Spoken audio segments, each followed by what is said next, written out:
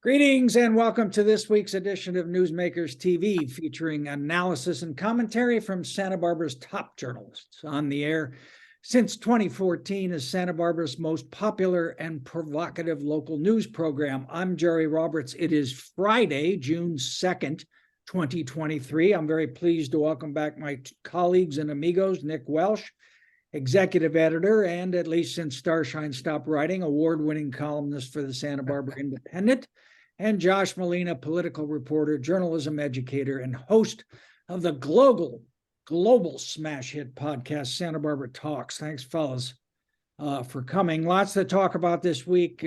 Controversial proposed cuts by City Parks and Rec and in the library. On the criminal justice front, our new police chief seeks a new tool in handling cases of mentally ill people on the street.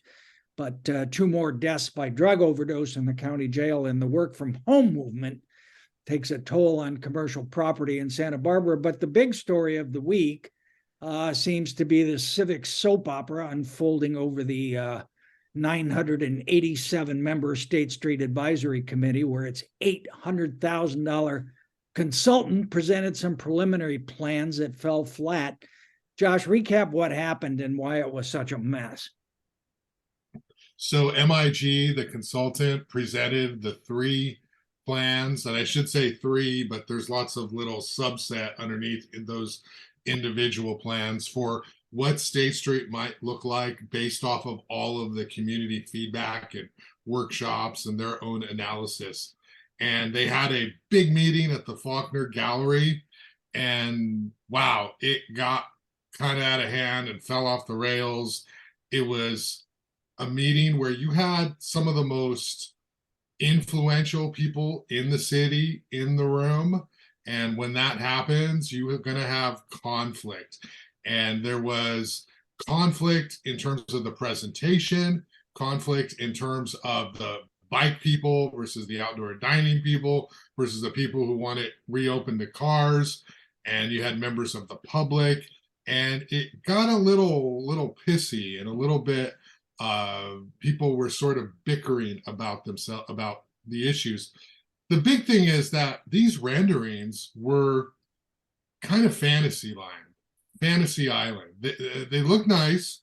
There's no way any of those pictures that they showed that State Street is ever going to look like any of those. And when you put up a visual, people respond, and it becomes a conversation about those visuals. And so it became a kind of a meeting where people were complaining, people were upset, nobody was really happy.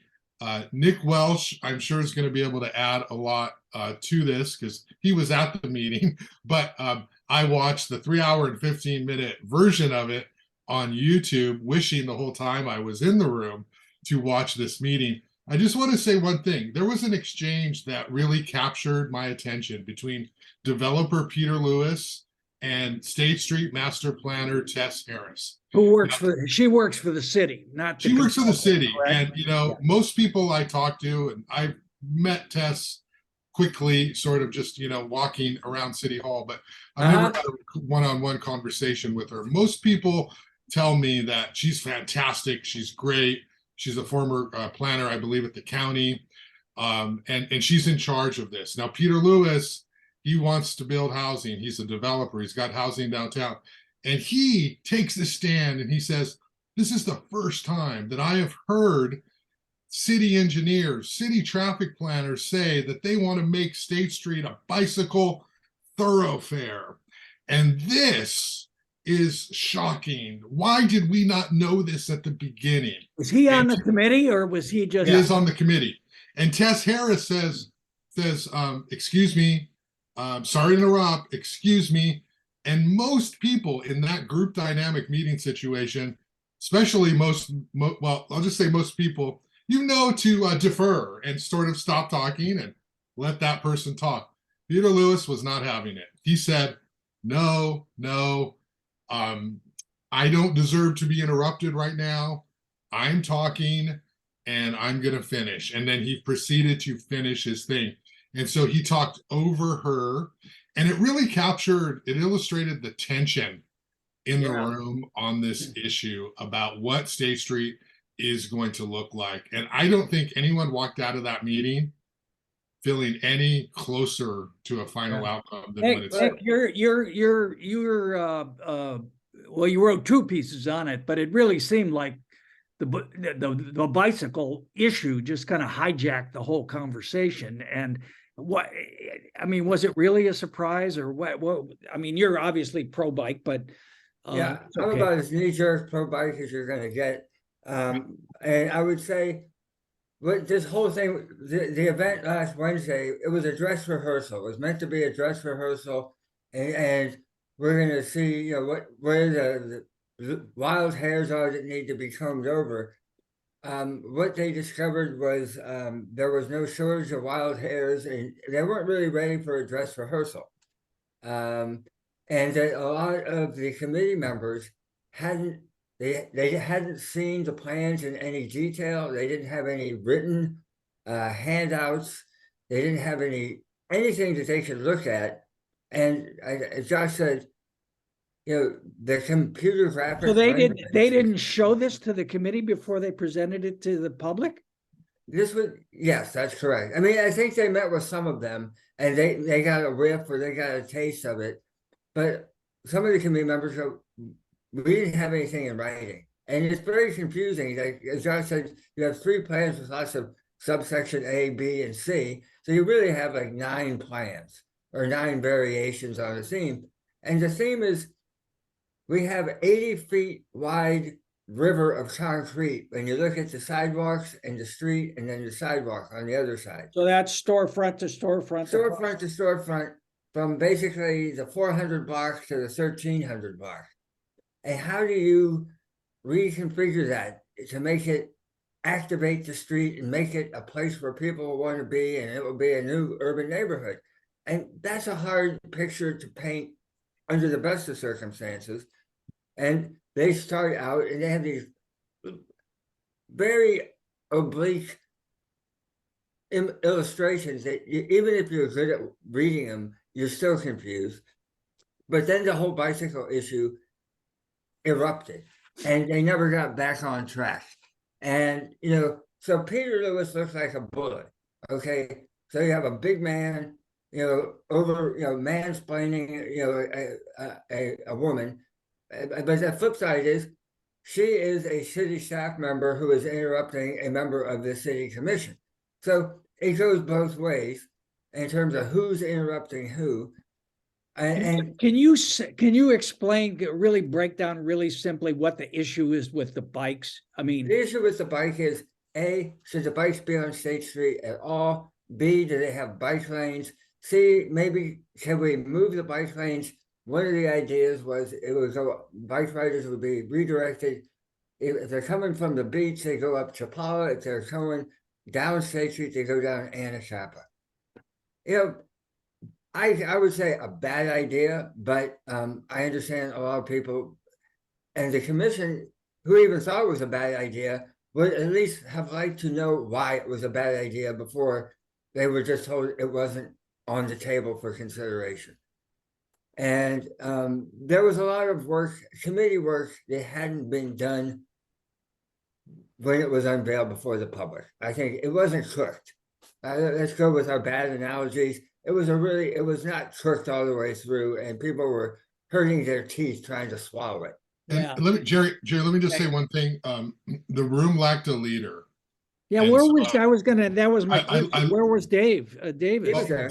I love Dave. Dave's amazing, all that stuff. We all know his pedigree. But there was no leader in the room. There was nobody who could call time and pull it all together Who was and chairing deliver any kind of narrative. Who was What's that? chairing the meeting? Who was chairing? Dave was chairing it. Dave was the chair. He did little bits of it, but I have a feeling Dave is maybe trying to just observe and see it play out, and then later he's going to come back and tie it all together. But the real fear ultimately that kept coming up is, you know, the first speaker out the gate was a blind woman, and, you know, she was saying, you know, State Street isn't safe. I have dogs attacking my dog, you know, and so other people's dogs have to, you know, and we got the bike riders. The next speaker is a former city planner named Stephanie Diaz, who knows her stuff inside and out. She's a former race car driver, so she's, not any sort of quavering person. She was like, well, I'm worried that State Street's not safe. And the whole safety issue kept coming up because the e-bikes predominantly, and it wasn't the bikes so much, though it was them, it was the e-bikes. And really, when you get down to it, it's like the 14 to 15-year-olds on the e-bikes. And so what's really sort of frustrating to me, from my perspective, is that here you have this group that is trying to come up with a master plan for downtown over the next 50 to 100 years. How do we make this thing tick? Because clearly it isn't ticking. So how do we reinvigorate it? And, people can get upset over spending too much money, or it's another committee and all that kind of stuff. But what else are you going to do? So they're trying to figure this out. And all of a sudden it gets hijacked because what a handful of e-bike riders who are going too fast. And the thing is that there has been no effort made to reach out to them nicely or not nicely to say, your suggestion was to put a couple of cops on. Put a couple of volunteers who are, not real cops, but they wear uniforms. We could have HAP. HAP could do. Go up and down State Street on e-bikes and have a little talking to, or give them a ticket if it gets to that. But you guys will remember about 2 years ago, the big outrage was over the wheelie poppers, right? And so all these young Latino guys, predominantly, who are like these amazing trick riders who are doing pre e-bikes even. Yeah, pre e-bikes. And, at the onset of the pandemic, they said, my God, we have this whole new bike arena in which to do our tricks, State Street. And people reached out to them and said, you know what, you aren't helping. Isn't there some other place we can set up for you guys to do your thing? And you don't see the e-bike, the wheelie poppers anymore. Hey, Josh, the other sort of broad conflict that I sort of took away from both your stories was kind of retail versus restaurants. Robin Elander, the head of the Downtown Association, had some interesting remarks. What does it do? The 3 or 9 or however many proposals it is really favor restaurants over retail? Well, it really depends on your perspective, because all of those came up at the meeting, and it's really a generational battle too, what we're seeing. Some people are saying that we are planning State Street for restaurants and outdoor dining and ignoring retail. And if we go to State Street, if you go for dinner, you go on a weekend, it's a lot of young people. I mean, by young, 50 and younger. You don't see a lot of senior citizens. But not newsmaker viewers is what you're saying. Because it is like lively and vibrant and people are eating outside, but there's also all that promotion and energy of the bikes and skateboarders and people doing things. So one of the things that came up was, yes, Robin Elander said, from the Downtown Association, said, we need to make sure that whatever we do here is good for everybody and the business vitality, because if people don't have a reason to come to State Street, then we all suffer. Ed Lenvik, who's on the HLC, who kind of definitely represents a generation of why are we planning everything for restaurants? He counted the number of restaurants in each block. Yeah, that was interesting. And said, we're doing all of this discussion for, 15 restaurants on the 500 block, and then, less than 5 on these other blocks. And what is the point?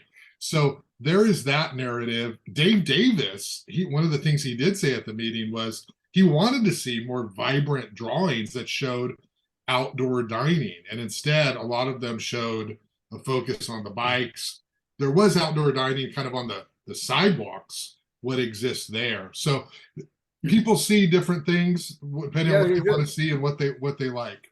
To follow up on your point, there was some concern I've heard from people saying that the belief for the conspiracy theory is that the sort of public works department element of City Hall sort of imposed its stamp Well, that would be include Rebecca Bjork. Rebecca, and the focus was too much on cars and bikes and jitneys and shuttles and buses and everything, and not enough about how are we going to invigorate the street and what people are going to want to do.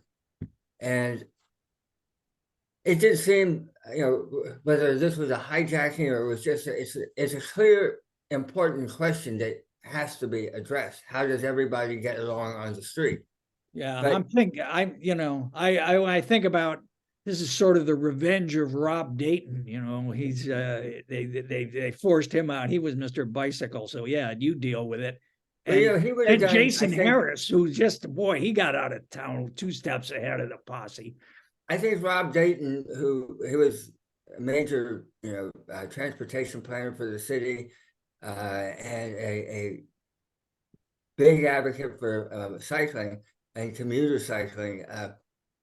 He would have had, for all his faults or whatever, he would have done, I think, a much more forceful, clear job addressing some of these tensions. Yeah. So have they even is it settled that it's gonna be 9 blocks or 8 blocks, or which block is No. that? No, not even that. No. Okay. I mean, it was really, this is like, put up a flag and see who shoots. And they saw who shot. And that was yeah. And So- that really was, in some ways, what the plan was. But I think it's an unwieldy and difficult exercise, no matter Yeah, and the what. last thing I do before we close, because we do have to move on, but the other thing that struck me was future Mayor Kristen Sneddon just sort of sounded like she had her head in her hands, whereas future Mayor Megan Harmon was, and anytime she can get to use the word transformational, will certainly take advantage of it, and said it's not as bad as you look. But what was the takeaway from the electeds? Everyone I spoke to, and Josh, they all thought it was a complete disaster. They were like, "Oh my God, I can't believe it. This is terrible." And then they put whatever spin or however they want to frame it. But Michael Jordan had steam coming out of his ears, when he left. Oscar Gutierrez, who is not even on the committee, but who said he was an alternate, and there's some question whether the committee even has alternates. He basically said, "You guys, you were appointed because you were supposed to look into the future. Instead, you're looking into the past. And I can't believe you don't know what is going on." I've been here on the council for 5 years, and I've known for every second of those, what the bicycle master plan was. I can't believe this is coming as news to you. So they all were very unhappy with the fruits of this exercise. And let's just pause for a minute to consider that one sentence. Oscar, who has been on city council for 5 years. What? Okay. Moving along though. So what's the next step? What's the next step? Next step is, I think they're gonna they set us a meeting. They're gonna skip July or skip June, have a meeting in July, and keep talking about it.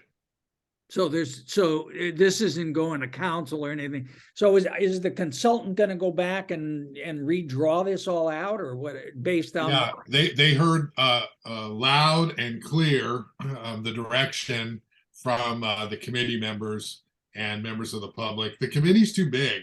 I will say one thing is 17. It's actually 17, not 986, as I stated earlier. it's too big.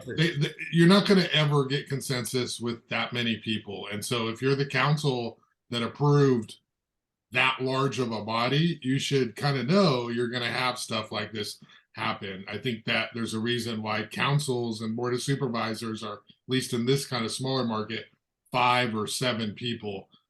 It's going to get unwieldy, and without a leader who's going to say, this is what we're going to do, whether that's Dave Davis or someone else, these things are going to be kind of wacky. And those renderings, I mean, those will never happen in Santa Barbara. No, I think you're right. The other thing is, Peter Lewis, the idea of State Street as a bicycle thoroughfare, while it sounds good, as a bicycle commuter who uses State Street, it is the worst thoroughfare. There's so many stoplights and obstacles and blinking lights. Nobody in their right mind who's in a hurry rides State Street any more than they did if you were a motorist. Was there housing included in this, or was No. that's a set aside issue? The idea is, if we build this, the housing will come. If we use the streets to reignite, activate is the word they like, the street, and make it so attractive, housing will come. It's not quite clear how that happens. I mean, what Peter Lewis has said that does raise a serious question, which is a better question, I think, than his one about bikes, is that he says you can't get enough density to make the housing pencil out on State Street. Now, that is a funny thing coming from a guy who is currently building, about 80 units down by Gutierrez and State. He had to combine 3 different lots in order to get enough square footage to squeeze in the density. And he says the real problem is trying to get combined lots in Santa Barbara. It's not easy.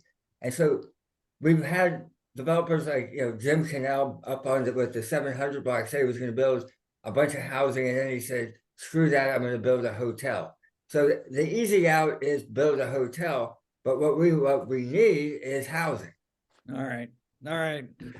Well, I guess it's a good thing they have a long window that they're working in here. A year basically, and early next year is when it's supposed to really get hashed out. All right. And there is some thinking all outdoor dining will be gone by New Year's Eve of this year, because that's when the emergency ordinance to allow it expires. So there is some talk at City Hall that things are so crazy that the council will not extend the outdoor dining. Interesting. Wow, you should write that story. That's a good story. All right. Elsewhere in the city, Josh, you had this piece about proposed budget cuts from the Parks and Recreation Department, which maybe I was misreading it, but it seemed like they were pretty much aimed at sort of lower income neighborhoods and parks and facilities there. What's the deal? Yeah, well, whether intentional or not, some of the proposed budget cuts do affect low income and economically disadvantaged people who often, in this case, are Latinos. And so one of the things that they are doing is eliminating a after-school program at Monroe Elementary School on the Mesa. Monroe's about 70% Latino. And so there's lots of explanations that Jill Zachary, the Parks and Rec director, gives. Bottom line, she says there's a waiting list at Washington of 20, and there's only 19 enrolled at Monroe. And so they'd like to take those staffers and shift them over to Washington. And then there's a school district after school program called AOK, and those kids at Monroe can just jump over to that. That's how easy she frames the conversation. But when you talk to the parents of the kids in those programs, they say, our kids can't just go to Washington. We need somebody to take them there. They can't just walk there. They may not be as welcome over there at Washington as their home school.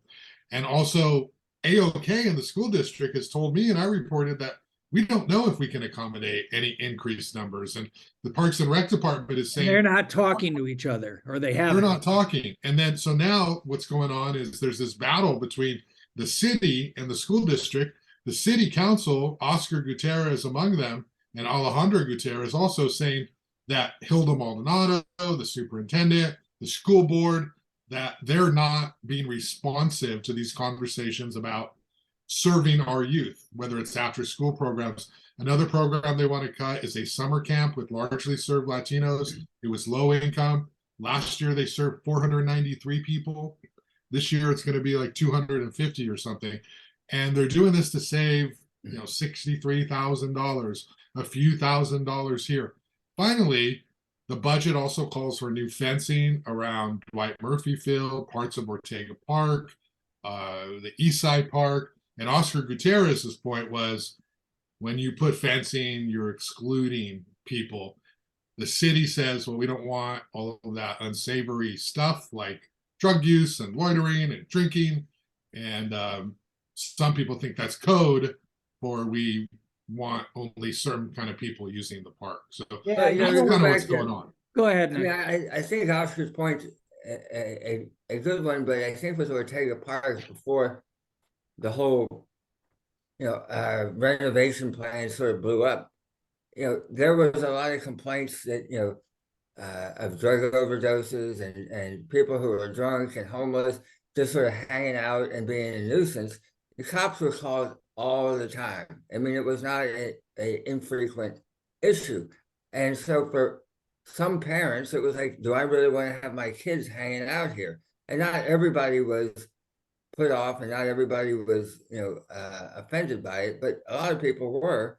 So it's sort of a damned if you do, damned if you don't, for Jill Zachary and the Parks and Yeah, Rec. except we've seen in that whole ongoing, never-ending saga over Ortega Park. I mean, the city, starting with the murals, really kind of dropped the ball about connecting with people in the community before, saying, oh, here it is, take it or leave it. I don't know. I think that the outreach necessary by government agencies to implement any of these initiatives has increased exponentially just since COVID hit. I mean, I don't think COVID is a triggering thing. It's just a good arbitrary before and after. But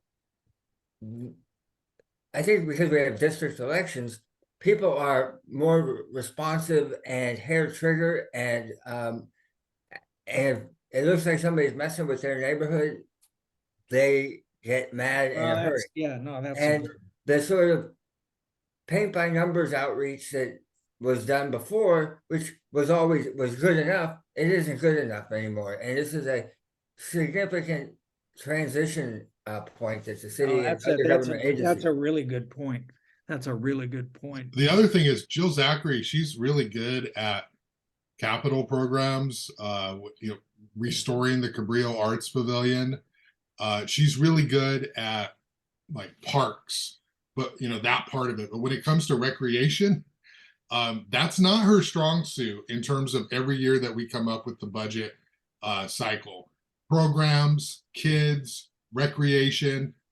If you remember Nancy Rapp before her, much more of a community people person. Richard Johns before that. So I think part of what's going on in Parks and Rec is just there's two different things that go on. And when we're dealing with programming, Jill's idea of programming is keeping people out. There's the park around Veracruz Park, the fence around Veracruz Park. Yes, there was drug use and they found a needle there. And yes, that was a severe problem. But if you go there now, there's a fence around it and it's privatized for the trapeze company. And that's a popular program. It's a great program. But again, it's a fence. And if you're a kid, if you're like a teenager, you're anybody, when you see a fence, you're going to think twice about going in that park. So we're keeping everybody out, not just the people who are doing bad things. All right. It's just go back. I mean, you real go back to Oscar Gutierrez. I mean, one of the gongs he's banging now is we really need to open up schools for their fields and their playgrounds. About 20 years ago, all the schools and playgrounds were open to the public. If you wanted to play basketball, you just go down to your neighborhood elementary school and you'd be playing basketball. That's no longer the case. And, it's I think it's a really good point that he's bringing up there. Yeah, no, and I didn't mean any disrespect. I just thought, I was just thinking, Oscar used to be our director over at TVSB, and just how old I feel now that Oscar's been in office for 5 years, because that was like, what? It just kind of went kind of fast. And I actually think he's sort of finding his stride now. I don't know. I mean, Oscar's really. Then we'll stop. We'll stop making up for all the crap we talk about him. Okay, Oscar's really good. Yeah. He's everywhere. He is everywhere. He cares. He loves his job and what he does. And if there's an issue that he feels in the heart, he's going all out like nobody else is. So, that's really important. And that's one of the things he does. And I think that's why we do district elections. But I took a photo of Oscar on the east side. Yeah. Not even his district. He cares so much about Ortega Park. He learned how to swim there. It's part of his community and he cares. So that's one attribute of his. Yeah.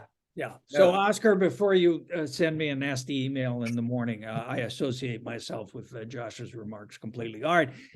Elsewhere in the city, Nick, the police chief, still new police chief, seemed to really be, I don't know, aggressive, but certainly enthusiastic about the 5150 getting that changed. What is that about? And is it gonna happen, I guess, in the city? I don't know if it's going to happen, but I think it's good that she is rattling that cage. And that cage at 5150 is a term of criminal code for that enables police and law enforcement to basically impound people who pose a danger to themselves or others, but not file criminal charges.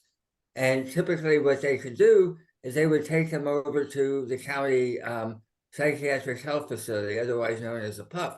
The problem is that the PUF has 16 beds. Back in the late 80s or early 90s, law enforcement and the mental health administrators had to sort of come to Jesus private understanding where you guys won't, cops and sheriff's deputies will no longer be making 5150 holds. As a result, Santa Barbara County is the only county in all of California, all 58, that has that setup where law enforcement doesn't do 5150. And it's specifically because of the shortage of those beds. Yeah. And a lot of cops are going, what are we supposed to do? Are we, where are we supposed to put these people?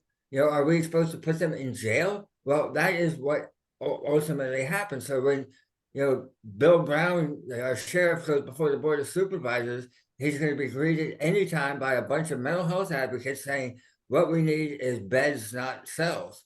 And that's the history that they're responding to, where people were put in the county jail because that was our de facto mental health facility. So how is Kelly going to make this happen? Well, Kelly just sort of said, I'm having conversations, and she just said that she was really interested in it. And Lizzie Rodriguez, who is a member of the Fire and Police Commission, said, well, would you like us to write, an edict of support? And she said, I think that would be fantastic. So what she was talking about, where's the decision point? That's a really good question, and I'm not really sure. I think it would be probably at the Board of Supervisors level, but I'm not really sure. All right. Okay. And then elsewhere, two overdoses in the jail this week. Well, in the last week, I guess. What's going on? Yeah, one in North County, the new North County jail. And both opioid death? Both suspected of being fentanyl, opioid, and of course, it makes you always wonder, if people are x-rayed or screened on the way in and they have sniffing dogs and all this sort of stuff, how all that gets in there. But, it's kind of a notorious reality that people can get drugs in jail. And the problem is with fentanyl, the drugs you get are really super strong and very lethal. Yeah. So what did the sheriff have to say about that? We're stepping it up. Yeah. All right. Josh, there's been a lot of stories around the state, San Francisco, particularly LA also, about the vacancy rate for office and commercial space as a result of the Zoom movement, people working at home. But it's also affected us here. What are we at, 11, 12% commercial vacancy? Yeah, so the real estate groups, Hayes released its quarterly report, and they're talking about how we're seeing highs for the amount of space that's available for lease. And the reason for this is that during the pandemic, a lot of people work from home, and not everybody is coming back. Not everybody wants to come back. So these tech companies that had these huge places, whether it's Appfolio or Procore, they don't have their workers in-house anymore. And there's sort of this generation of workers who were growing up with, I don't need to be there. I can do just as well remotely. So what's happening is these companies enter these long-term leases and there's no one there. So they're looking to sublease these out.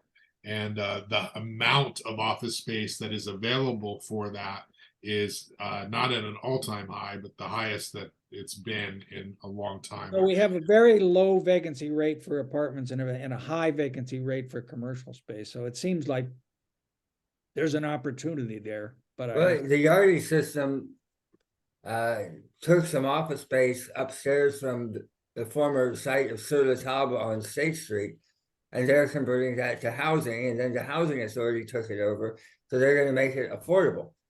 And that's sort of the happy ending story for converting office to housing. And Ben Romo, who is one of the principals involved with that, who we've talked about on this show before, he's hoping that's going to be contagious.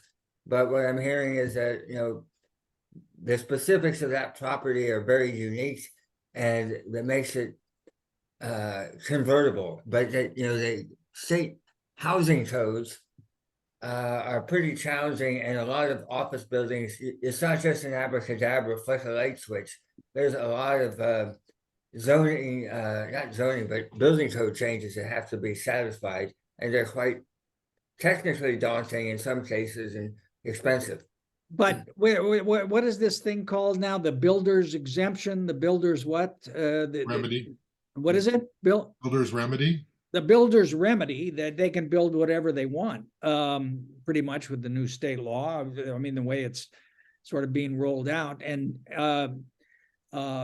Nick, just real quickly, Ryan P. Cruz had a great story in your paper this week, which I strongly recommend that everyone go read, about the first people in line to do this are a resigned liposuction expert, and his it was a liposuction king and a cannabis queen. How many doctors do you know who have like different names? Well, he's got who's got an AKA. He lost, which is now Smith.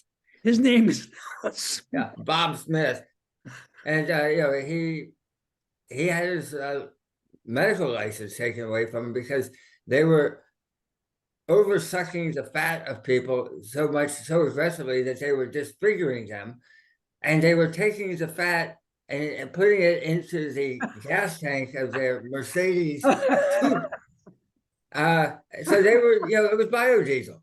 All right, it's better for greenhouse gases, it's better for the environment. So, but they were only getting, it was 11.9, which I think is the vacancy rate for office space on State Street. 11.9.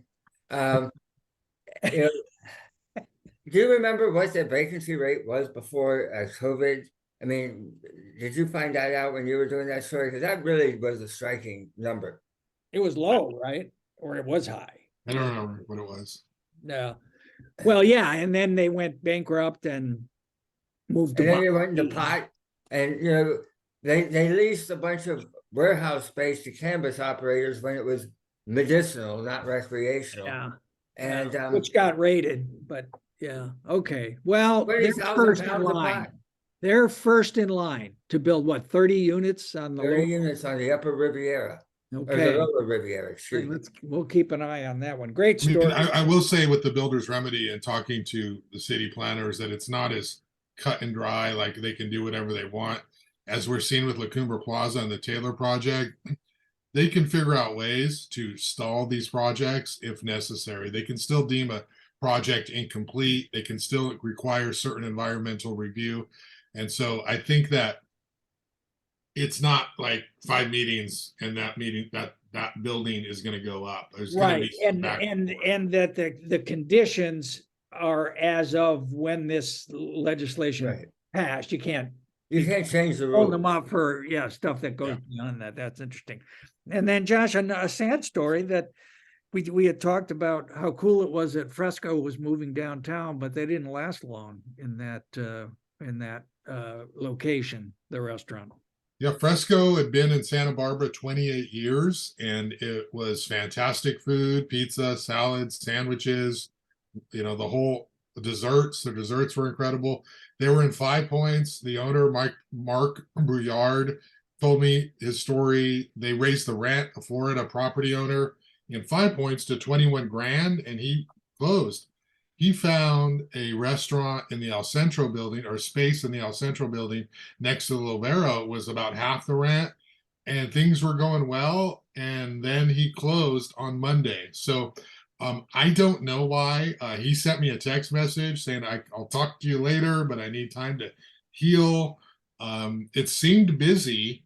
I know he was trying to get a license to serve wine and alcohol. Yeah. I don't know if that happened or not. I don't know what sort of impact, but in covering these businesses, I do know that businesses that can't serve wine and alcohol, that can't get the license in time, fail. And I don't know if that's the case with Fresco or not. Yeah, well, he But I had will beer say, wine. everyone loves Fresco. I don't know anyone who does not like Fresco. So it's Well, odd. it's a smaller space than the one they had out in Five Points. The other thing I was wondering, kind of going back to your other story about office space, if you have 11.9% vacancy in office space, you got a lot fewer office workers who are going to be part of your lunch trade. And maybe there's just not enough workers there to support all the restaurants we have. Yeah. And I will say this, just to add on that, City of Santa Barbara closes State Street to cars, 13 blocks or whatever.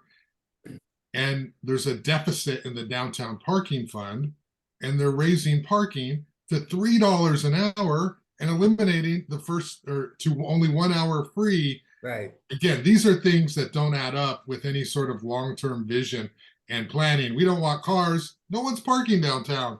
Huh, that's odd. Yeah, well, liberal social engineering. Okay.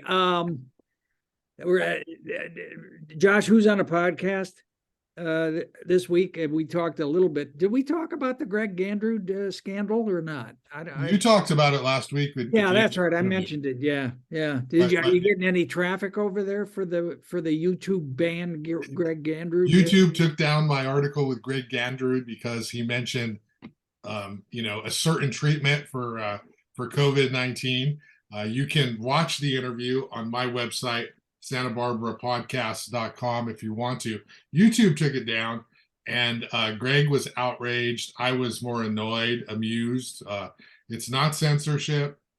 It's their platform. They could decide whatever they want, and if they don't like somebody saying that a certain form of treatment for COVID conflicts with the World Health Organization, then that's their right? I don't have to like it, but if I want to use their platform, it is what it is. Right. But and Nick, I had the world exclusive both on the show and in the column last week about this whole matter and proving that no good deed goes unpunished. I was viciously attacked by Greg Gandrud for my trouble. I suspect maybe it was you referring to him as a wingnut or something like that. I just other wingnuts. I mean, but what, I have to say, okay, the COVID emergency is now officially over. So, unless you happen to have long COVID. Yeah, but as a national thing, so really, if somebody wants to say, here's an alternate or a different, a crackpot, sure, you can't have that on your podcast without being shut down by YouTube. I got to say, it may not be censorship with a capital C, but it still should be a cause for pause, if not more than that. That's great. Who's going to say, that is a total, a horse deworming medication is not really what you want to be advocating. But at some point, who's to say and determine what is medically or scientifically Big tech will determine. That's who. Plus, Greg was in the hospital for 44 days. So it wasn't even though he was pontificating about the issue. Like he almost died. So he should have the space, which I gave him, to talk about his experience, which is what he did. He wasn't telling anybody to do it, to take that drug. Yeah. He's saying he wished he had it. That's all he was saying. So Right. yeah, anyway, it got deplatformed. So yeah, Jerry, now I'm actually like, more closer to being the Joe Rogan of Santa Barbara. You Ah, got there you go. canceled. You got canceled.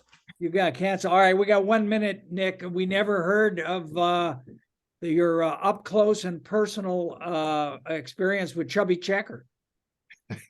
You know, I did not meet him. I have to, I mean, I talked to him on the phone, but when he was here, but here's the thing, Chubby Checker, 81 years old, shows up, he plays a number of songs. He marshals his energy very well. So the first numbers, he did a lot of talking and, he was very commanding and his voice is supple. I mean, it's like amazing how his voice remains so elastic all these years later. But he was marshaling his energy. But then when they got to the twist, he let the horses out of the barn and let them run. And, everybody was up there dancing. Admittedly, it was a 65 and older crowd, but for the most part. But Newsmakers viewers. Okay. people were moving. That's great. All right. What fun stuff that was, and a great piece about Chubby Checker. You're all set for the obit. You had plenty of stuff. All right. That's it for this edition of Newsmakers. Thanks to Nick Welsh. Thanks to Josh Molina. And as always, thank you all for watching. We'll see you next time on Newsmakers. Thank you.